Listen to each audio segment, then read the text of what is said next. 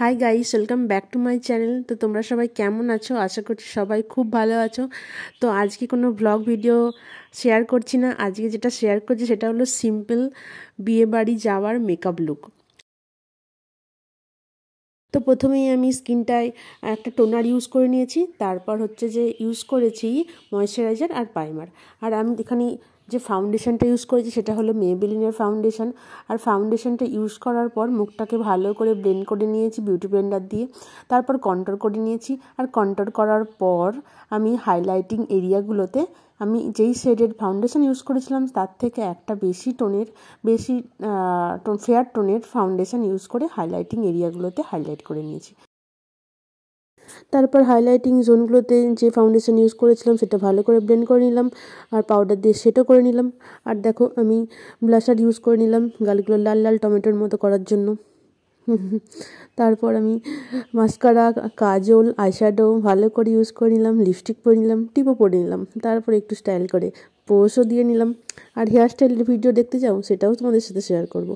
দেখো আমি কি করে হেয়ার স্টাইলটা করেছি, খুবই সিম্পলভাবে বানিয়েছি হেয়ার স্টাইলটা। তো দেখো, দেখতে থাকো, তোমরাও পারবে বাড়িতে বানাতে। তো তোমরা দেখো হেয়ার স্টাইলটা কত সহজে বানালাম, কত সহজে। তোমরা যে কেউ ইজিলি বাড়িতে এই হেয়ার স্টাইলটা বানাতে পারবে।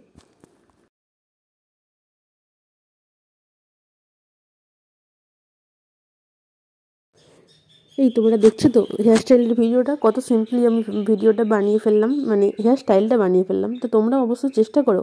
প্রথমে চুলটা তুলে নিয়ে একটুখানি আমি পাফ করে দিলাম, একটা ক্লিপ আটকে দিলাম, তারপর একটা গার্ডার দিয়ে চুলটা বেঁধে নিলাম, তারপর আমি একটা বান দিয়ে সেট করে নিলাম। আর যে চুলগুলো ঝুলঝুল করে ঝুলছিল সেগুলোকে ইকির বিকির চামচিকির করে পাক পাক পাক পাক করে দিয়ে আমি আটকে দিলাম ভালো করে।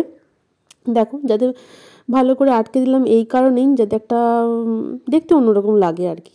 তো এগুলোকে সবগুলোই পাক পাক করে আটকে দেওয়ার পর যাতে আরও সুন্দর দেখতে লাগে তার জন্য আমি দিয়ে দিলাম একটা ডুপ্লিকেট ফুল। কী আর করবো, সস্তায় বাজিমাত যাকে বলে। এই বিয়ের সিজনে অরিজিনাল ফুলের যা দাম, কী আর করবো বলো, যেটা বাড়িতে ছিল সেটাই লাগিয়ে দিয়েছি। তো এই ছিল আজকের আমার ভিডিওটা যদি ভালো লাগে অবশ্যই লাইক, কমেন্ট আর শেয়ার করে দাও। আর যদি এরকম মেকআপের ভিডিও দেখতে চাও অবশ্যই কমেন্টে জানাও। দেখা হচ্ছে নেক্সট ভিডিওতে, ততক্ষণের জন্য টাটা।